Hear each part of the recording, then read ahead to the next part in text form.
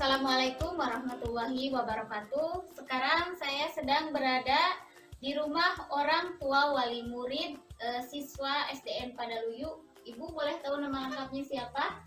Boleh, saya Ibu saya orang tua dari Angelina Balkis. Angelina Balkis. Kalau boleh tahu Angelina Balkis itu kelas berapa Ibu? Baru kelas 1 SD. Kelas 1 SD. Di SD Padaluyu ya. Ibu, di sini saya ada tugas KKM untuk mewawancarai salah seorang wali murid, yaitu tentang pembelajaran daring di masa pandemi. Boleh Ibu ada waktu? Boleh sekali. Oke, di sini saya ada 6 pertanyaan ya Ibu ya. Nah, untuk pertanyaan pertama, apakah Ibu setuju dengan adanya pembelajaran daring ini? Kalau dibilang setuju, ya setuju, daripada anak-anak tidak belajar sama sekali kan. Terlebih di situasi pandemi ini sangat tidak memungkinkan untuk belajar ya. Kita itu sebagai masyarakatnya megang tugasnya ada sama siswa. Pertanyaan kedua, apakah Ibu kesulitan saat mendampingi anak saat pembelajaran daring? Kalau dibilang sulit ya pasti sulit, karena anak-anak itu cenderung lebih fokus ke gadgetnya, bukan ke pembelajaran. Nah, kesulitan apa atau kendala apa yang Ibu rasakan saat mendampingi anak pembelajaran daring? Tingkatnya itu ya anak-anak lebih fokus ke game online-nya, jadi bukan fokus ke pembelajaran, melainkan ke aplikasi-aplikasi lain yang ada di sekolah. Kan Ibu itu anaknya masih SD ya, kelas 1 ya. Nah, apakah setiap ada tugas online Ibu selalu membantu atau mendampingi anak Ibu? Kalau tidak untuk didampingi pasti ya, karena anak-anak juga butuh dampingan dari orang tuanya. Terlebih kan anak saya sendiri baru kelas 1 SD, jadi sangat butuh sekali bimbingan dari orang tua. Berarti Ibu selalu mendampingi anak ketika pembelajaran online ya. Nah, menurut Ibu apa dampak positif dan negatifnya pembelajaran daring ini? Kalau untuk dampak positifnya sendiri ya mengajarkan anak kita mengetahui ilmu teknologi sejak dini. Itu pun harus dipantau dengan orang tua. Dan untuk negatifnya ya banyak sekali ya. Bisa sekali mengurangi waktu aktivitas anak bermain dengan teman-temannya di luar, sehingga lebih cenderung ke gadget, dan mungkin bisa merusak kesehatan matanya, kesehatan mentalnya, menjadi seorang yang introvert gitu. Setelah adanya pembelajaran daring ini ya Bu ya, apakah anak Ibu lebih cenderung, menurut Ibu ya, lebih cenderung ke bermain gadget atau belajar daring tersebut? Nah iya, itu salah satu masalahnya ketika diterapkan metode pembelajaran daring ini. Justru anak saya sendiri tuh lebih fokus ke bermain HP, bukan ke pembelajaran secara daring. Nah, kalau menurut Ibu lebih efektif mana, belajar tatap muka atau pembelajaran daring? Jadi isi pertanyaan saya di sini, Ibu lebih memilih mana? Lebih memilih pembelajaran daring atau tatap muka, dan apa alasan Ibu? Kalau saya pribadi lebih cenderung ke pembelajaran secara tatap muka. Kenapa? Karena pembelajaran secara tatap muka itu lebih efektif, di mana pembelajarannya itu lebih memfokuskan mahasiswa untuk belajar, jadi tidak terganggu dan tidak terpecah belah konsentrasi Mahasiswa atau siswa-siswi ya Bu ya. Jadi kalau menurut Ibu lebih ke tatap muka, apalagi anak Ibu yang masih SD ya, harus belajar calistung ya. Nah, Ibu sebagai orang tua, Ibu ada kesulitan nggak sih untuk pembelajaran daring ini? Kan di rumah harus membimbing anak-anak atau bagaimana? Kesulitan sih membagi waktu aja ya. Di samping pekerjaan saya juga harus mengawasi anak saya dengan pembelajaran secara daring. Ibu, terima kasih atas waktunya. Mohon maaf terganggu. Wassalamualaikum warahmatullahi wabarakatuh.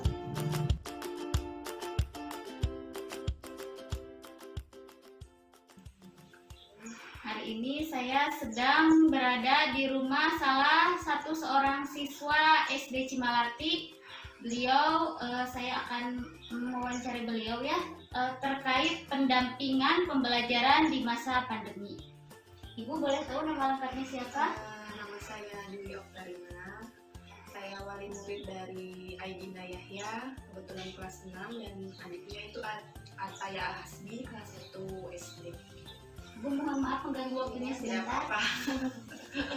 Di sini saya akan mengajukan 6 pertanyaan Ibu ya terkait pembelajaran daring ya di masa pandemi. Nah, untuk pertanyaan pertama itu ya, apakah Ibu setuju dengan adanya pembelajaran daring ini, Bu? Untuk pembelajaran daring, sepertinya kayak saya kurang setuju. Karena memang untuk melihat kondisi di sekitar lingkungan, banyak hal-hal yang tidak mendukung untuk pembelajaran daring tersebut, Ibu. Seperti itu ya. Jadi Ibu Duli ini tidak setuju dengan adanya pembelajaran daring karena menurut beliau ya pembelajaran daring ini fasilitas ataupun kondisi lingkungan kurang memadai. Nah, untuk pertanyaan kedua Ibu, nah apakah Ibu kesulitan saat mendampingi anak dalam pembelajaran daring? Ketika mendampingi anak dalam pembelajaran daring, saya sangat kesulitan. Nah, kesulitan apa atau kendala apa yang Ibu hadapi dalam mendampingi anak-anak? Kesulitan yang saya hadapi pertama pastilah fasilitas yang kurang memadai. Walaupun setiap anak dikasih handphone untuk belajar secara daring, tetapi terkadang sinyal yang menjadi salah satu gangguan.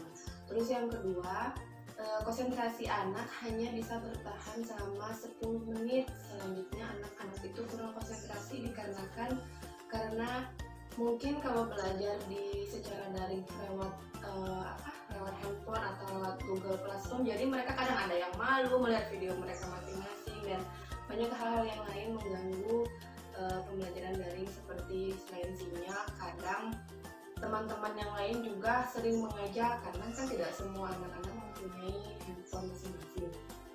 Seperti itu ya. Jadi banyak kendala ya Bu ya. Nah, apakah setiap ada tugas online Ibu selalu mendampingi? Apalagi kan anak-anak Ibu masih SD ya. Kalau untuk pembelajaran daring, setiap kali ada tugas dari guru maka selalu saya dampingi. Selalu didampingi. Tapi itu cenderung kebanyakan yang membuat tugasnya Ibu sendiri atau misalnya si anak sendiri, Bu? Anak kadang mendapatkan tugas dalam satu hari itu untuk 1 minggu. Nah, setelah itu kalau misalnya anak saya sudah selesai mengerjakan, saya memberi tugas tambahan seperti membaca ataupun menulis, karena anak saya yang kedua itu kan masih kelas 1, masih belajar untuk calistung. Jadi setelah dari tugas dari sekolah, ditambah lagi tugas tambahan dari orang tuanya. Nah, menurut Ibu kan pembelajaran dari ini sudah berlangsung cukup lama. Dampak positif dan negatif apa yang Ibu rasakan ketika pembelajaran dari ini? Kalau dampak positif, saya belum menemukan dampak positif karena kebanyakan yang saya rasakan itu dampak negatif. Yang pertama, kalau belajar secara online, anak-anak itu kayaknya kurang konsentrasi Ibu, karena memang yang mengawasi mereka belajar itu kan orang tua sendiri, jadi tidak ada rasa takut. Kebanyakan nanti ya udah main-main, paling cuma bisa konsentrasi sekitar 5 menit atau sampai 10 menit. Nah, itu dia sudah tidak konsentrasi karena memang lingkungan berpengaruh juga, karena teman-teman yang lain tidak ada yang mempunyai handphone. Jadi ketika mereka sedang belajar atau sedang konsentrasi mengerjakan tugas, tiba-tiba ada teman atau yang nyamperin ngajak main, udah selesai konsentrasinya. Terus dampak negatifnya selain mereka kurang konsentrasi, jadi salah satu kendalanya ini ketika anak itu menjadikan alasan sebuah handphone itu harus jadi kebutuhan wajib, karena mereka beralasan ini karena pandemi, soal-soal harus dikirimkan lewat handphone. Tapi kebanyakan mereka lebih banyak main game daripada bermain, karena itu tadi mungkin ya Ibu ya, belajar palinglah maksimal cuma 1 jam, setelah selesai belajar ya mereka lanjut bermain. Langkah apa yang Ibu lakukan Bu untuk mengatasi masalah tersebut Bu sebagai orang tua? Kalau saya Ibu ada tindakan-tindakan yang agak bukan keras ya Bu, sebagai sanksi. Kalau misalnya anak, yang terutama kalau anak yang kelas 6, mereka sudah bisa diajak kerjasama. Kalau misalnya tidak belajar 1 hari, HP itu akan saya sita. Jadi harus ada setoran yang harus diserahkan ke orang tuanya, baik berbentuk itu hafalan ataupun berbentuk tulisan. Kalau misal tidak ada setoran yang disetorkan ke orang tuanya, mungkin HP untuk sementara waktu disita dulu mungkin, karena memang kalau terlalu sering berhadapan dengan gadget ya mungkin mata juga kurang bagus lah, makanya agak dikurangi dengan cara seperti itu. Soalnya pembatasan yang lain tidak bisa saya gunakan lagi selain ancaman mungkin seperti itu. Karena emang di masa pandemi seperti ini sangat itu ya Bu ya, sangat susah untuk pembelajaran, terutama itu yang kena imbasnya anak SD ya Bu ya. SD itu pasti, terutama kelas 1 dan kalau memang mereka sedang belajar belajar, sedangkan ada masih batasi ya. Inilah mungkin Keadaannya ya Bu ya. keadaannya. Nah Ibu, untuk pertanyaan terakhir, menurut Ibu itu lebih efektif mana, pembelajaran tatap muka atau pembelajaran daring? Kenapa alasannya Bu? Kalau saya sih setuju tatap muka, selain anak bisa berinteraksi dengan teman-teman yang lain, juga bisa berinteraksi dengan guru. Dan menurut saya anak itu lebih cepat menangkap pelajaran di sekolah ketimbang belajar online. Karena menurut saya belajar online itu membosankan karena hanya terfokus di gadget mereka. Sedangkan tatap muka kan ketika kita diberi tugas oleh guru, kita bisa sambil mengerjakan, bisa kerjasama dengan teman lain. Jadi anak itu tidak cenderung stres kalau belajar tatap muka. Ada waktu bermain, kadang ada waktu belajar. Sedangkan kalau di daring itu lebih bersifat monoton. Seperti itu. Saya lebih suka tatap muka lah. Ibu, terima kasih atas waktunya, terima kasih telah membantu saya, terima kasih Ibu. Ya, terima kasih sama-sama. Dan sekian wawancara saya dengan salah satu wali murid. Nah, terima kasih. Wassalamualaikum warahmatullahi wabarakatuh.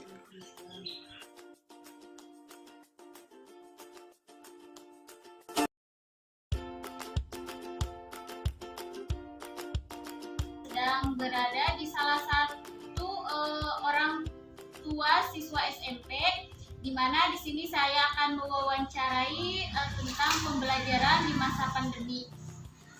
Ibu boleh tahu nama lengkapnya siapa? Boleh, namanya Ibu Yusna Hayati. Saya dari orang tua siswa SMP 1 Cikadi.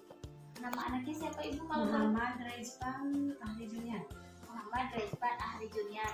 Nah Ibu, di sini saya akan ada beberapa pertanyaan, tidak banyak, hanya 6 pertanyaan. Tidak apa-apa Ibu mengganggu waktunya sebentar. Apa? Silakan. Pertanyaan yang pertama, apakah Ibu setuju dengan adanya pembelajaran daring ini? Dibilang setuju sih setuju juga. Dibilang juga enggak juga bisa, karena bilang enggak setuju karena di sini susah kan untuk pembelajaran daring, harus membutuhkan sarana paling kan susah sinyal di sini. Tidak setujunya begini, kalau tidak belajar sama sekali mungkin anak akan terlantar. Nah, yang pertanyaan yang kedua, apakah Ibu kesulitan saat mendampingi anak saat pembelajaran daring ini? Sangat sulit, karena sulitnya alat komunikasi di sini, alat handphone kita bisa gunakan, cuma di sini kan sinyalnya susah, jadi sulit untuk mendapatkan signal, jadi pembelajarannya kadang-kadang tertinggal gitu, jadi nggak bisa secara langsung, kadang-kadang setor hasil belajar anak itu susah masuk, susah terkirim gitu. Jadi kendalanya seperti itu Iya. ya. Nah, apakah setiap ada tugas Ibu selalu menemani anak Ibu? Kalau mendampingi pasti mendampingi, cuma yang bisa Ibu lakukan ya mungkin dilakukan, kalau enggak ya mungkin begitulah, nggak bisa dikerjakan. Nah, kalau menurut Ibu apa dampak positif dan negatifnya pembelajaran daring ini khususnya bagi anak dan juga bagi orang tua sendiri, Bu? Dampak positifnya mungkin kan di masa pandemi ini kita kan mungkin bisa terkena penyakit. Nah, karena pembelajaran seperti ini, jadi kita bisa menjauhi, bisa memberikan jarak antara rekan sama rekannya. Jadi kita bisa disebutnya menjauhkan penyakit ya Bu Iya, ya, penularan nah, gitu secara langsung. jadi, Mungkin itu gitu. dampak positifnya ya. Iya, dampak positifnya. Kalau negatifnya, ya itulah belajarnya. Kadang-kadang anak itu sulit kan kalau mau belajar, diajak belajar ini udah gini, tapi anaknya kadang-kadang nggak mau. Bilangnya susah sih, males, jengkel gitu. Ya itu aja. Itu bagi buat anak. Mungkin Iya. bagi orang tua mungkin itu ya Bu ya, apa namanya, kuota juga ya. Ya bisa juga kuota susah kan di sini Kak, kemarin juga ada katanya kartu-kartu untuk pembelajaran, Ya. cuma tidak berjalan gitu. Jadi itulah kesulitannya untuk belajar daring. Ya, pertanyaan terakhir ya Ibu ya. Ya. Menurut Ibu lebih efektif mana, pembelajaran secara daring atau tatap muka, dan apa alasannya Bu? Ya lebih baik tatap muka. Kalau tatap muka kan anak itu bisa berkomunikasi dengan guru secara langsung. Memang secara daring pun bisa, cuma kendalanya kan sinyal itu. Kalau secara langsung kan enak gitu. Ya, anak yang mengerti dan tidak mengerti langsung jawab gurunya. Kalau lewat daring kadang-kadang susah ya udah berhenti. Gitu. Jadi tidak bisa melanjutkan pembelajaran. Jadi inti dari ini ya yang saya bisa ambil bisa rangkum semua ya Ibu, berarti dampak positifnya itu tadi ya, menjauhkan dari namanya penyakit ya Bu ya, penularan COVID-19 yang sedang beredar pada saat ini ya.